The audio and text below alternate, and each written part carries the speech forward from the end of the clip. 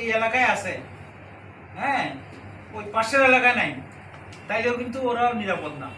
কারণ আপনার এখান থেকে মনে করেন একটা ব্রিজ ভাঙা আছে, ওই পাশের ইয়াতে আপনার দেওয়ার ইচ্ছা আছে, কিন্তু আপনি দিতে পারবেন না, কারণ ট্রাক জাতি পারতেছেন।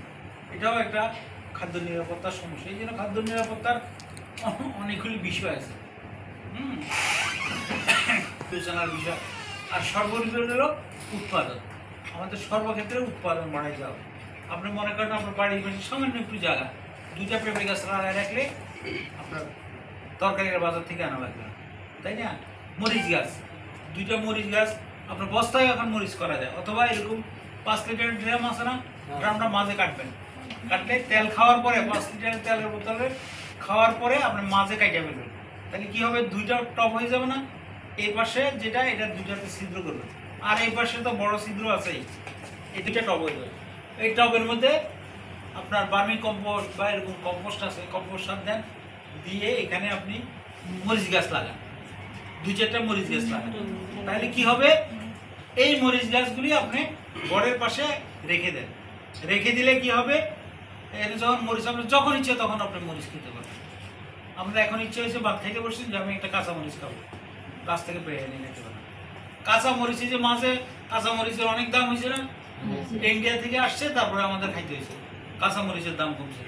এটা তো দরকার নাই। আমাদের প্রত্যেকের বাড়ির পাশে কিন্তু আমরা 8-10টা টবে বা বাড়ির ছাদে এরকম যদি মরিচ গাছ করি, এখন কিন্তু আপনারা দেখবেন যে কিছু কিছু মরিচের জাত আসছে, হাইব্রিড জাত, এত ধরা ধরে চিন্তাই করা যায়।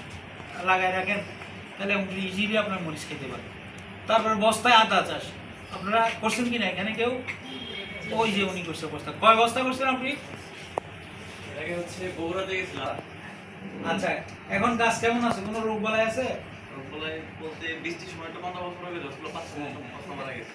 এখনগুলো ঠিক আছে। ছত্রাকনাশক দিছেন? হ্যাঁ দিছি। আচ্ছা, এখন অনেক প্রশ্ন থাকে অনেক সময়। স্যার কিন্তু পুরো বিষয়টাই আপনাদের মাঝে পরিষ্কার করেছেন, এবং সামনে যে মৌসুম আসতেছে সরিষা চাষ এবং সরিষার তেলের কি উপকারিতা সহ সার্বিক বিষয়ে স্যার কথা বলেছেন। আর আমাদের মাঝে ডিডি স্যারও বিস্তারিত বলেছেন। আমরা আরও একদিন শুনবো এই ক্লাসে। আচ্ছা, আমাদের অতিরিক্ত কৃষি অফিসার আছে, সে বলবে। তারপর আমাদের প্রাণী সম্পদ, মৎস্য সহ আমাদের কথা হচ্ছে পুষ্টি সম্পর্কিত যাবতীয় যে আমাদের জিজ্ঞাসা বা যা কিছু জানার সব কিছুই আমরা জেনে যাবো ইনশাল্লাহ আগামী কালের মধ্যেই।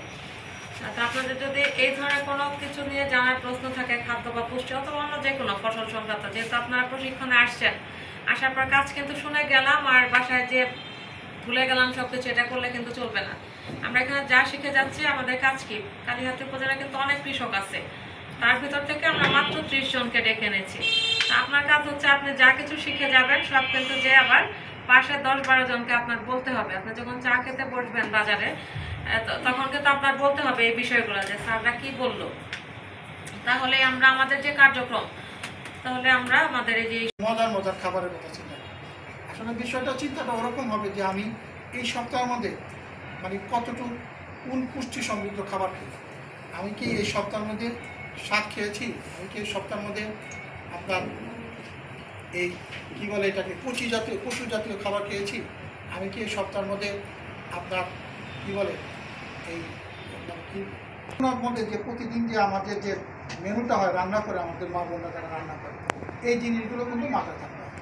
কারণ দেখা যায় যে আমি ওই একই রকম খাবার খেতেছি, প্রতিদিন দেবে দেখবো পোলট্রি, মুরগি, পাঙ্গাস মাছ এভাবে আসতেছে। কিন্তু এটার বিকল্প হিসেবে কিন্তু আমার আশেপাশে অনেক পুষ্টি সমৃদ্ধ খাবার আছে। এগুলো সম্পর্কে যখন আমার ধারণা থাকবে, তখন দেখা যায় যে এগুলো আমার মেনুতে চলে আসবে। আমরা জানতে হবে আমাদের যে আমাদের কোন কোন খাবারের মধ্যে কী কী পুষ্টি আছে। আবার অনেক সময় আছে যে এই সমস্ত খাবারের মধ্যে কিছু ক্ষতিকর জিনিসও থাকে না।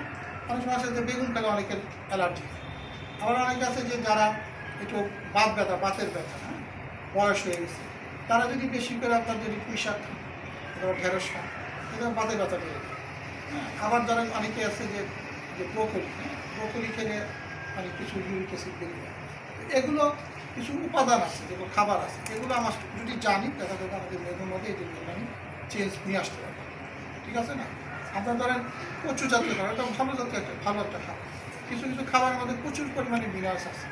আপনার দেখবেন যে বয়স হয়ে গেলে ওই যে পুরা আমাদের এলাচ হচ্ছে কি, এলাচ এমন একটা ফসল, তবে সব জিনিস তো বাংলাদেশে হবে না, এলাচ বাংলাদেশে হবে না, হবে তবে এটা বলতে হবে না। ইউটিউবে তো দেখাইতেছে আবার ইউটিউবে দেখেন তো, ওটা ইউটিউবে পাওয়া যায়, কোথাও পাওয়া যায় না। আচ্ছা স্যার আসলে সঠিক ধরে এলাইছে ধরছিল চুরি হয়ে গেছে, তারপরে থেকে আর হয় না। এলাচ না, আমরা যে এলাচ খাই ওই এলাচ না, ওই যে লং এর গেলাম, যে ফুল আছে না আমরা খাই যে লং, কাশের জন্য খাই, জিরা কি হয় স্যার?